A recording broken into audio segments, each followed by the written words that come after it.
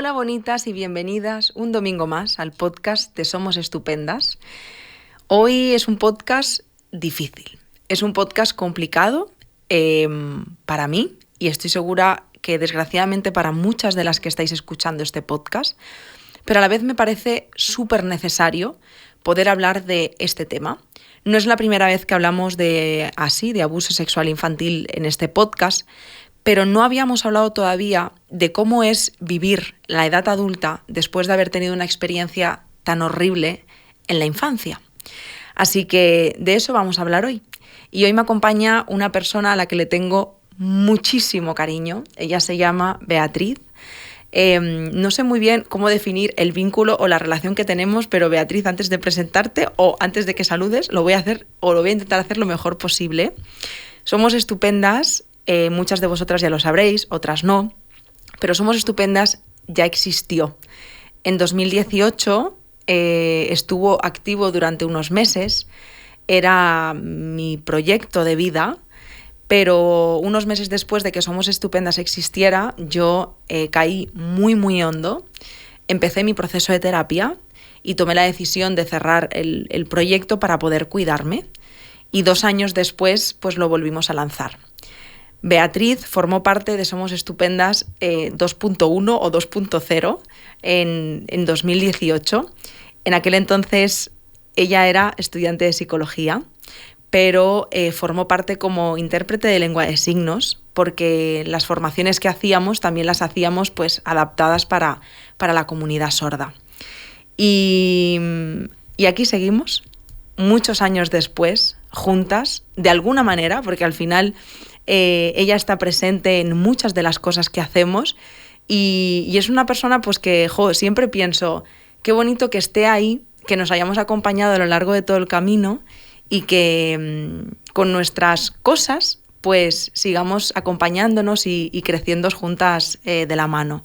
Así que os podéis imaginar el honor que significa para mí grabar este podcast contigo y especialmente con un tema tan difícil como es el ASI. Así que, hola Beatriz. Hola Yaiza. Joder, empezamos ya. Empezamos fuerte. Empezamos fuertísimo. Qué emoción pensar en cuantísimos años han pasado. Total. Y en dónde estamos ahora. ¿Dónde estás ahora? ¿Dónde estamos las dos? Joder, ¿Dónde estamos las dos? Es muy fuerte. Es muy fuerte. Pero lo decía a cámara, pero te lo digo a ti y es algo que no hace falta este podcast para decírtelo porque no es la primera vez que lo hablamos. Me siento muy afortunada de poder seguir contando contigo, de saber que nos acompañamos, a veces un poco más en la distancia, otras veces más cerca, pero me alegra mucho y pienso, joder tía, todo lo que estás haciendo también como profesional, de verdad que me enorgullece muchísimo.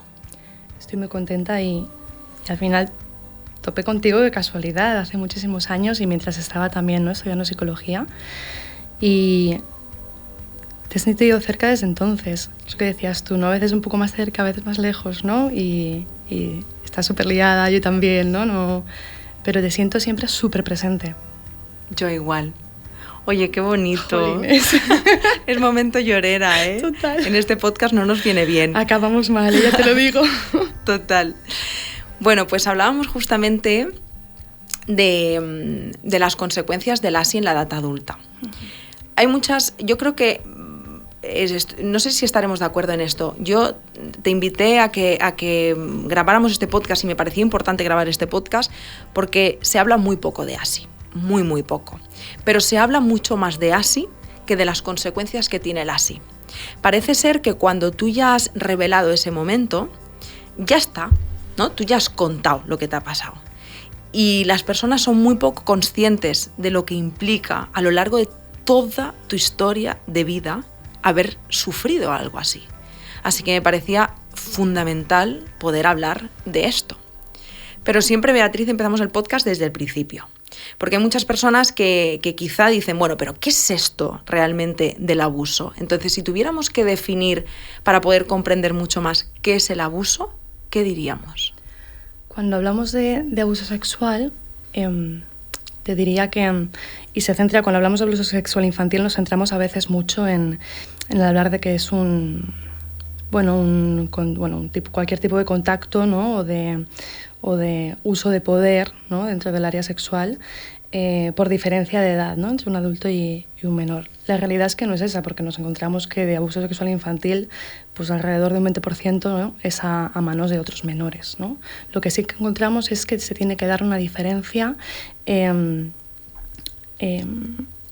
más madurativa, o que exista una coacción para realizar, ¿no? es decir, ciertas actividades sexuales o verse envuelto en situaciones sexuales donde la persona, ¿no? digamos, menor, el niño o la niña, no comprende qué es lo que está sucediendo, no tiene la capacidad de poder decidir, evidentemente, ni de desear, ¿no? ni de consentir aquello que está sucediendo.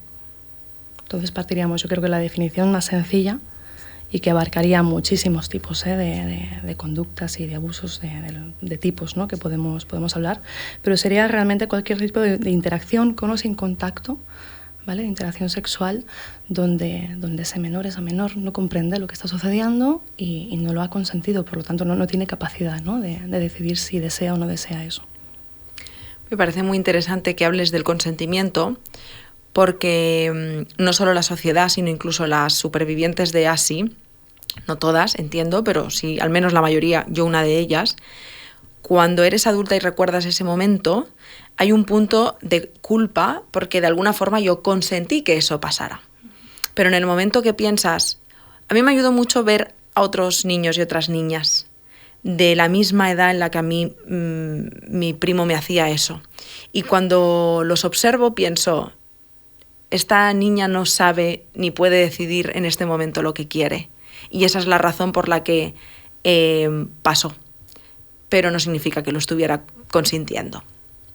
Y yo creo que eso es importante porque, tía, nos cuesta mucho darnos cuenta de que no era consentimiento. Es súper importante matizarlo, porque todavía existe mucha culpabilización hacia los menores, ¿no? Se le pone como la intención. Y hay muchas personas adultas, ¿no? que justifican estos abusos, ¿no? como diciendo que esa persona, que esa niña o ese niño lo deseaba o lo buscaba. Y está muy lejos de la realidad.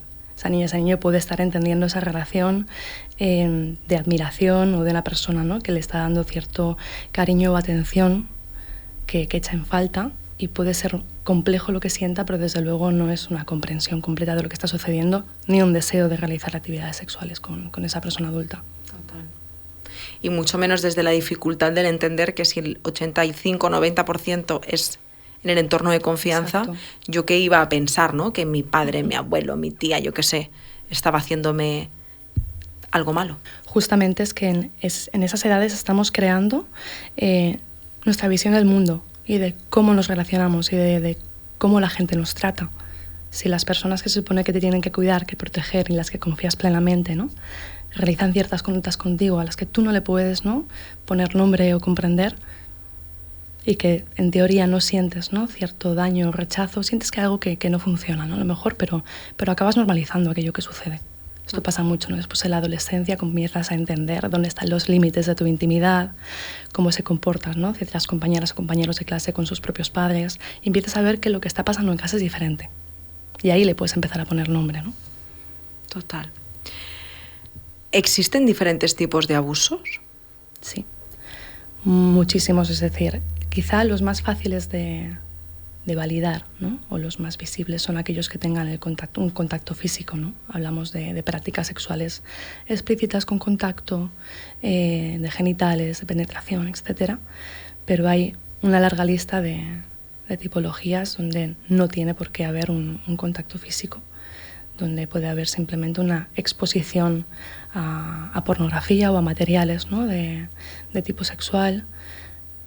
Puede también haber, ¿no? la propia exposición, ¿no? a obligar al niño o a la niña a exponerse, ¿no? físicamente, a exponer su cuerpo, a exponerle al cuerpo de la persona adulta.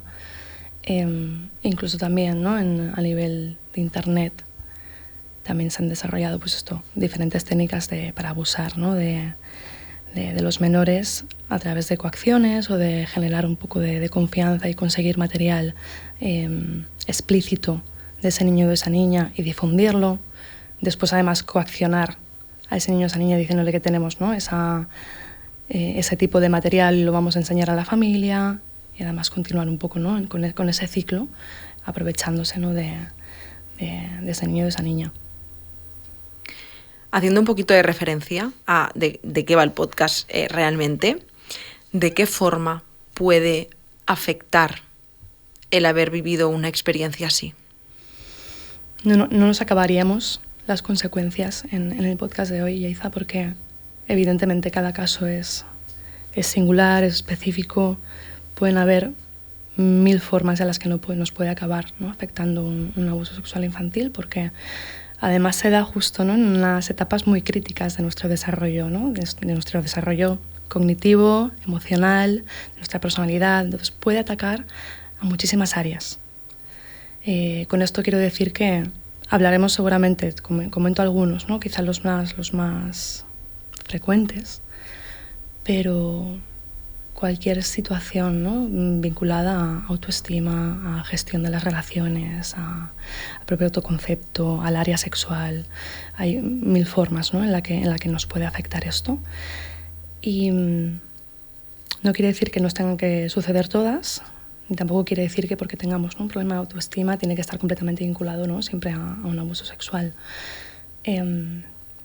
Pero te diría que, para empezar, lo que se puede es desarrollar mucha patología a nivel de salud mental, posibilidad de desarrollar un trastorno de estrés postraumático, dependiendo también, ¿no?, de los factores y del nivel de gravedad, ¿no?, de lo que ha sucedido. Pero lo que más vemos son trastornos depresivos, muchísima ansiedad, adicciones, ¿no?, la gestión un poco también de cómo sobrevivo a esto que me ha pasado, ¿no?, que ha superado mis herramientas de gestión cuando era pequeña. Cómo necesito, pues, desconectar un poco de aquello que he sufrido, ¿no? Pues recurrimos a desconectar, ¿no?, pues a través de adicciones, la necesidad a veces de control, ¿no?, o el rechazo al propio cuerpo. Puede también desarrollar trastornos de conducta alimentaria. Y desde luego, cuando nos vamos, ¿no?, a niveles más complejos y a mucho dolor, pues acabamos también en conductas autolesivas, en ideación suicida, en intentos de suicidio, hasta ese nivel. Has dicho una cosa muy interesante, Beatriz, que es el entorno, las circunstancias, cómo se ha dado. Y yo me pregunto, ¿hay algo que pueda agravar esta situación? O sea, entiendo que no es lo mismo que pase en A circunstancia que en X circunstancia. ¿Qué factores pueden ser agravantes en una situación así? Yo te diría, para empezar, que existan otros tipos de victimizaciones en la historia de la persona. Es decir, que no sea únicamente el abuso sexual infantil, sino que vaya de la mano en su historial con otro tipo de victimización. Es decir, que tenga una experiencia de revictimización, pues con otros tipos de maltrato, en la adultez, pues quizá también una relación, pues también, ¿no?, de víctima, pues, de ciertos abusos o otros tipos, ¿no?, de violencias que puedan continuar dañando en otras áreas, ¿no?, o reforzando las heridas que ya esta persona carga. Luego, ya a nivel más de las circunstancias del abuso, hablaríamos de las propias herramientas que puede tener la persona en ese momento, ¿no?, de cómo se encuentra a nivel psicológico, de la edad que tenía cuando ocurrió el abuso, de qué vínculo tenía con esa persona. Y no tanto que sea un vínculo intrafamiliar, ¿no?, que evidentemente es más cercano, ¿no?, sino que lo que nos interesa es saber cómo de cercana, cómo de íntima era la persona para la víctima, cuánta confianza depositaba en ella, porque cuanta más confianza hubiera, más grande sería la traición. Por lo tanto, más grandes serán las consecuencias, ¿no?, la desconfianza y la ruptura un poco, ¿no?, del sentirse protegida. Otras cuestiones también, podríamos hablar de qué sucede una vez después de hablar del abuso. Cuando revelamos el así, ¿cómo reacciona mi entorno? ¿Me apoya? ¿Me cree? ¿Me culpabiliza? Todas estas cuestiones también pueden todavía agravar, ¿no? Es decir, no quiere decir que sea peor que el propio abuso, pero casi que podría haber sido un factor que salvara a ese niño o esa niña, ¿no? en ese momento, que fuera una acción reparadora, que tu madre te crea, que tu entorno te apoye, que puedas iniciar un proceso terapéutico. Cuando todo eso no lo tienes, todavía es más fuerte la sensación de desamparo. Me ha gustado mucho que menciones el entorno, porque realmente y más en este momento, más que pensando en mi historia, me estoy acordando mucho de una paciente del centro que está en una situación muy complicada, porque además fue su padre quien abusó de ella. Lo sé porque ella me lo ha contado, o sea, tengo una cercanía con esta paciente especialmente. Y el juicio, la invalidación que ha recibido es devastadora. O sea, la reparación de esa revictimización es, o sea, muy heavy. Porque hay que ser súper valiente para revelar algo así. Y también porque contamos que esa persona lo va a contar cuando le ha pasado que tiene 5 años. Pero es que lo cuentas cuando tienes 30 o 40 o 60, ¿sabes? O 20, pero que eres mayor, eres adulta, te ha costado mucho tomar esa decisión. Y de pronto lo cuentas y te encuentras con puertas que se cierran, con juicio constante, con desacreditación, invalidación, que viene a ser lo mismo, y es devastador. Es muy doloroso y juega mucho también esto, ¿no? El contexto cultural y social en el que te mueves. Dependiendo de las creencias, ¿no? que vayan ligadas al abuso sexual infantil, de la estigmatización que haya, de la culpabilización ya automática que se le dé, ¿no? a estos menores, tú ya vas con eso también un poco interiorizado. De ahí, ¿no? También que a veces cueste, porque tú ya cargas con esa culpa, tú ya la llevas encima. Cuando haces el esfuerzo, ¿no? de intentar confiar, de hecho, intentar validarte a través de los demás a veces, ¿no? Es decir, lo cuento casi con la boquita un poco cerrada, esperando que me confirmen que lo que me ha pasado es importante, es grave, ¿no? y merece ser escuchado. Y cuando te encuentras esas puertas cerradas, el dolor es terrible. Se multiplican las consecuencias. Sí. Wow. Hemos hablado de qué forma puede afectar. No sé si te apetece que hablemos más de todas aquellas secuelas a largo plazo. Rollo, bueno, para personas que lo han contado y para personas que no, pero incluso para las personas que sí lo han contado. Y dices, vale, eso me pasó cuando tenía 5 años, lo conté cuando tenía 30, tengo 50 o 35 o 40 y siguen pasándome movidas. ¿Qué nos puede estar pasando? Ya. Ahora, con esto me conectaba...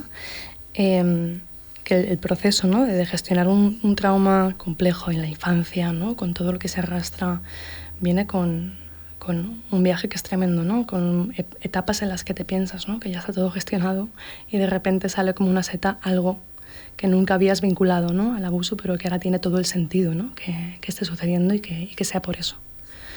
Y justo lo que decíamos, ¿no? que hay muchísimas consecuencias que nos podemos estar encontrando por culpa de estos abusos a largo plazo, y pienso, ¿no? en una persona adulta que probablemente lleve pues una adolescencia, una primera juventud, dependiendo de cuándo empiece, ¿no? a gestionar o a conectar con lo que le ha sucedido, que probablemente, no siempre, ¿no? pero con mucha probabilidad tendrá problemas en el área sexual, por ejemplo, ¿no?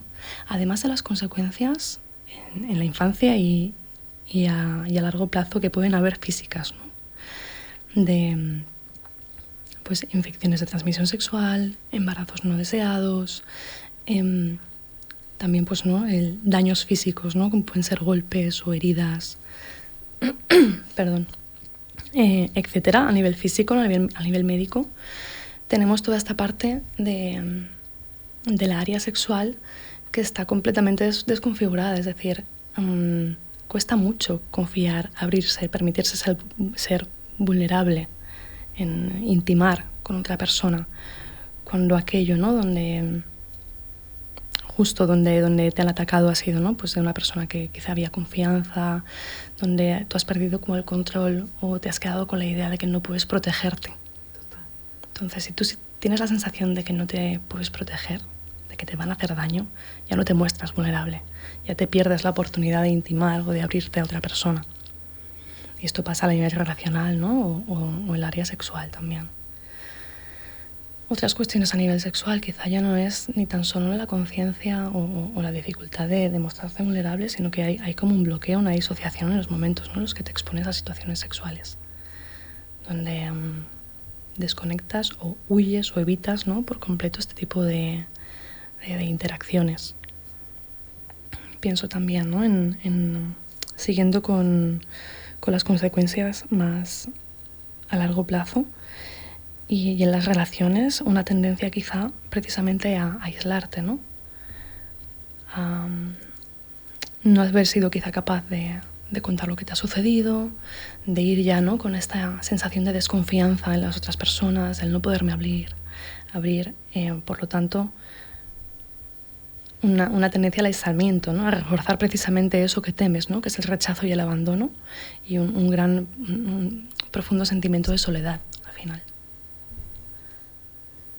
Sigo pensando también en cómo también nos cuesta poner límites cuando nos han hecho daño, cuando no nos han permitido decir que no, cuando no nos hemos podido proteger o poner límites, ¿no?, en la infancia, precisamente por lo que hablábamos, porque no sabíamos qué teníamos que hacer ante esa situación. Se nos ha anulado un poco la capacidad de creer que podemos poner esos límites, con lo cual nos vemos también con muchas dificultades de expresar nuestras propias necesidades, de conectar con lo que queremos, de marcar hasta dónde. Por lo tanto, también nos podemos ver, ¿no?, envueltas sin querer en otro tipo de relaciones abusivas en la adultez, en otro tipo de situaciones de maltrato, en relaciones de maltrato, de las que nos cuesta salir también.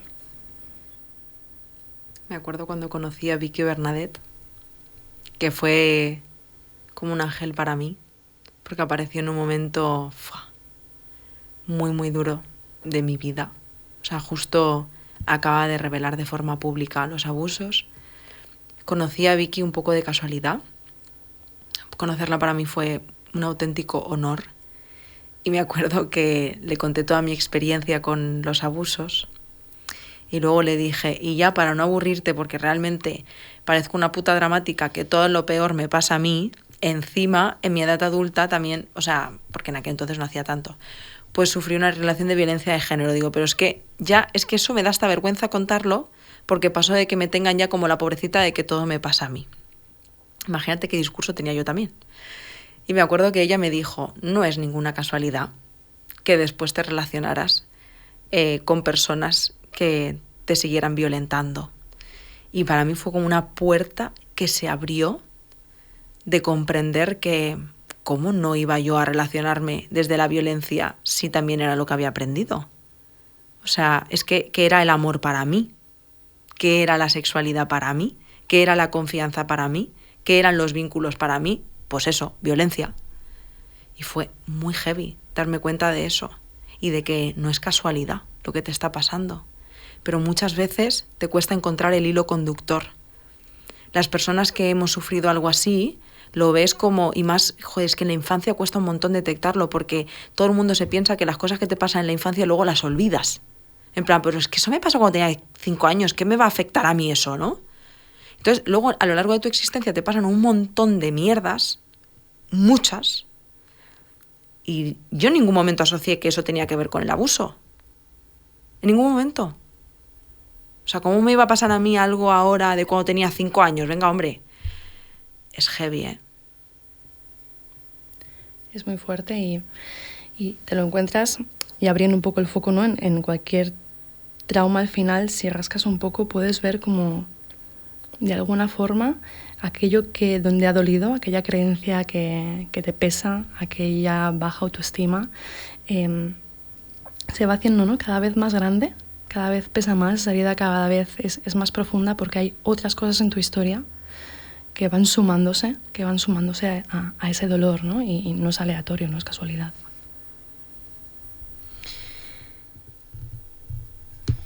Para todas aquellas personas, Beatriz, que nos estén escuchando, que ya como hemos dicho, desgraciadamente no son pocas, no hay más que ver estadísticamente si 1 de cada 5 niños y niñas, criaturas, han sufrido así, estamos hablando de un porcentaje muy alto, muy, muy alto. ¿Qué podemos hacer? Porque claro, ya llevo toda la vida cargando con esta mierda. Ya llevo toda la vida estando fatal. Unas veces más consciente y otras menos, pero yo ya me estoy dando cuenta de que hay algo que no está yendo bien. Y ahora me pongo yo a escuchar este podcast. Y hago como una checklist de, vale, todo lo que habéis dicho me pasa. O no sé, pero me remueve. ¿Ahora qué hacemos con todo esto? Pues es un proceso, porque por desgracia quizá le resuene a ciertas personas, ¿no? Esto que estamos hablando y sea una de las piedras, ¿no? Que se sume a hacer ese clic, a entender de dónde viene, ¿no? Todo este dolor, de conectar todas estas cosas, ¿no? Que me han pasado con, espera, que yo sufrí esta situación y quizá tiene que ver, ¿no? Yo diría que evidentemente va a ser necesario o va a ser fundamental poderse valer de un proceso terapéutico, de un acompañamiento o de una red de apoyo para ir avanzando. Pero de buenas a primeras hay mucho desconocimiento, mucha confusión y mucho tiempo probablemente, ¿no? Ya muchos años han pasado desde el abuso hasta el momento del presente en el que esta persona que lo esté escuchando no empiece a conectar. Y habrá muchas preguntas y mucha falta de información. Así que lo primero que animaría es a eso, a entender qué significa el abuso, a entender qué significa un trauma, un trastorno por estrés postraumático, a comprender, ¿no? Qué me está sucediendo y si lo conecto realmente, ¿no? con las consecuencias o con lo que suele suceder cuando se sufre un así. Yo invitaría primero a eso, a poderse apoyar de personas, ¿no? que tengan más conocimiento sobre esto, a escuchar, a poderlo comentar, a buscar esa red de apoyo, esas personas de confianza con quien empezar a ponerle nombre, empezar a verbalizar, empezar a conectar con lo que está pasando y deshacerse así un poco de algo que sucede mucho, ¿no? Que es esa vergüenza, esa culpa, esa minimización de lo que ha sucedido, ¿no? Y empezar a ponerle el peso que tiene a lo que ha sucedido y a no cargarlo sola. Yo empezaría desde luego por ahí y luego hay ciertas cosas, ¿no? que se trabajarán en terapia o que se pueden empezar a trabajar en terapia y es a reprocesar aquello que sucedió, ¿no? Empezar a ponerle otro color, a conectar con ello, ¿no? Porque ha quedado algo como muy enquistado, muy fragmentado de ti, que ha traído todas esas consecuencias y es necesario irlo a visitar. No es un proceso fácil, no es un proceso corto, no es un proceso agradable, pero es un proceso necesario para empezar a generar cambio.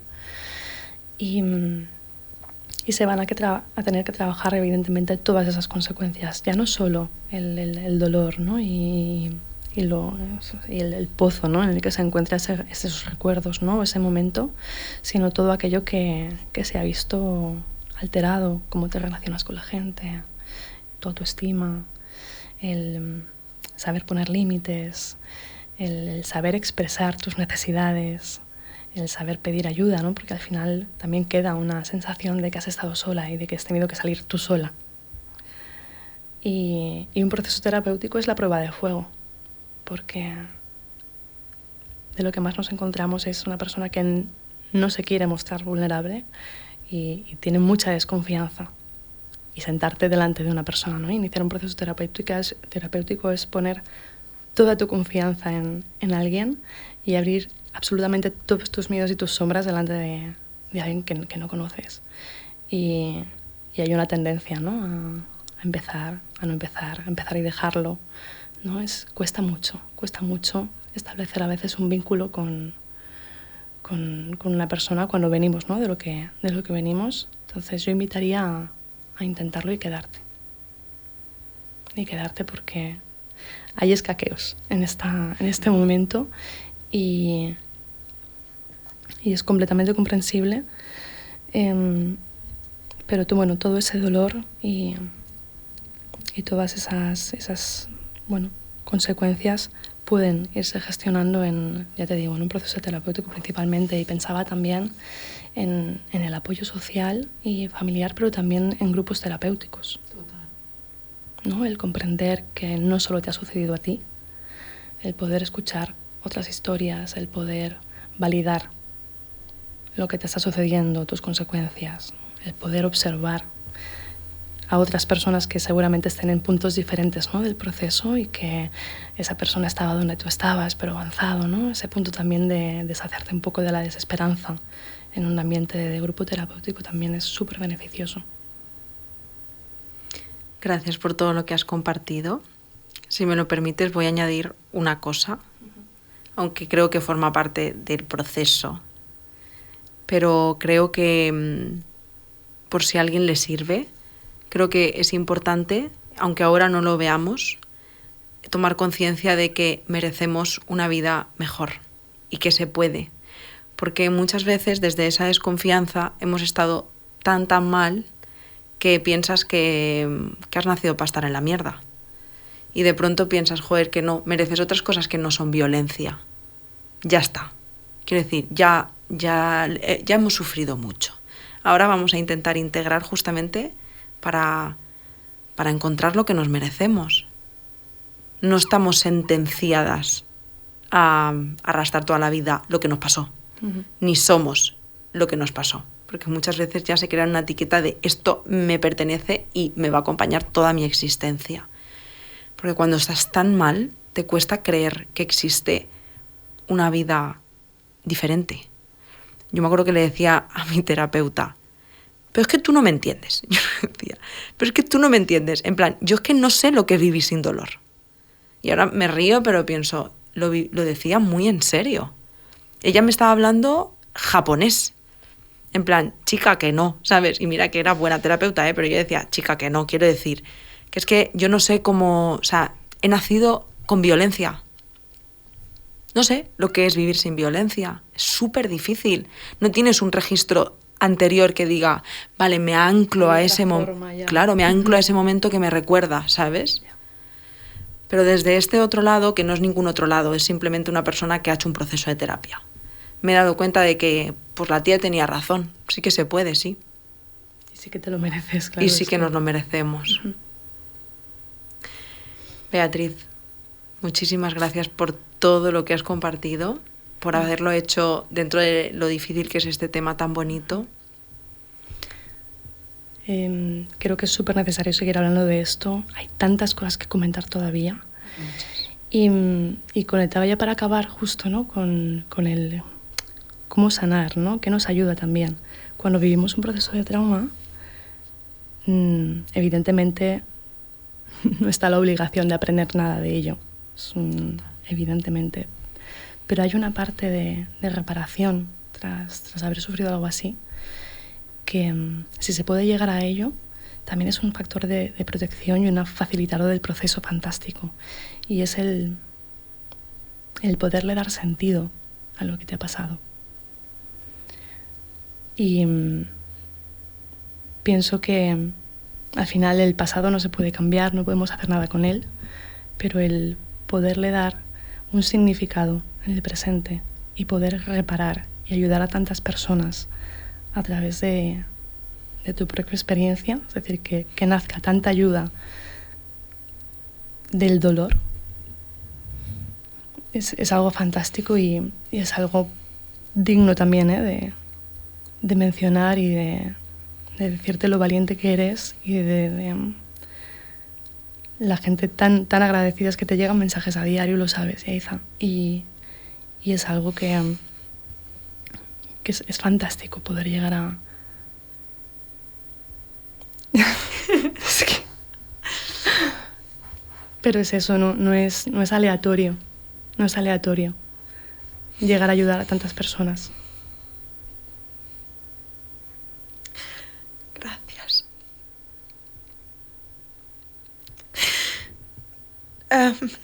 A mí me costó mucho entenderlo. Jamás perdonaré lo que me hicieron. Y voy a hablar de mí, pero te juro, Beatriz, que no se trata de mí.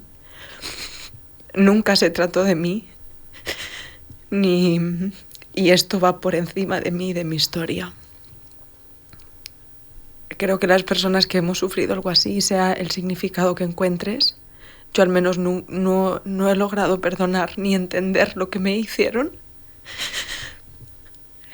Tampoco he aprendido muchas cosas, aunque de alguna forma me ha dado la oportunidad de pasar por un proceso increíble que me ha convertido en el ser en el que me he convertido y del que me siento muy orgullosa. Pero como estamos haciendo el podcast de Somos Estupendas, especialmente porque eres tú y por todo lo que nos vincula, desde lo personal, desde lo profesional, hay una frase que me inventé hace poco y me gusta mucho, que dice que para mí Somos Estupendas es ese lugar que demuestra que el dolor se puede transformar en amor y ponerlo a disposición del otro. Y eso es lo que le da sentido a lo que viví. Yo sé que llegamos a mucha gente, que nos sigue mucha gente en Instagram, que este podcast lo escucha mucha gente, pero todo eso es como un teatro que dice mucho y muy poco de nosotras. Yo cada vez que veo entrar a una paciente en el centro, cada vez que recibo un email, una nueva visita, pienso cuánta valentía y qué bonito que una persona, sea yo, sea quien sea, haya conseguido, ¿no?, hacer esa transformación y ponerla pues al servicio de la gente. Así que también a ti, como profesional, que estás ahí acompañando el dolor ajeno, a pesar de todo, porque muchas veces pienso, tía, que las psicólogas vais al psicólogo, Totalmente. que las psicólogas tenéis una historia de vida y que a pesar de todo lo que habéis vivido, cada una de vosotras, os enfrentéis a acompañarnos a nosotras, eso sí que es valiente. Así que de mi lado también, muchas gracias. Ahora, ¿cómo se acaba este podcast? Voy a decirle a la gente algo, ¿vale? Venga. Y a vosotras, muchísimas gracias un domingo más por estar aquí. Este podcast es complicado, hay temas que son más fáciles, otros remueven más. Puede ser que desgraciadamente te hayas sentido reflejada en algunas de las cosas que hemos compartido y quizá en este momento necesites un poquito de sostén. Yo creo que tanto Beatriz como yo nos encantaría poder estar a tu lado en este momento y poderte dar un abrazo. Si te llega desde la distancia, pues oye, ya nos sirve. Pero quizá trata de encontrar una persona, un espacio, un lugar que te aporte calma en este momento si lo necesitas. Puedes escribirnos también, estamos ahí siempre, en cualquier canal. Tratamos de estar siempre que lo necesitáis. Por supuesto, si sientes que necesitas encontrar terapia, o sea, pedir ayuda, hazlo, sea donde sea, de verdad, o sea, donde sea que confíes, pide ayuda. Y gracias una vez más y felicidades por tu valentía. Nos vemos y nos escuchamos la semana que viene. Chao.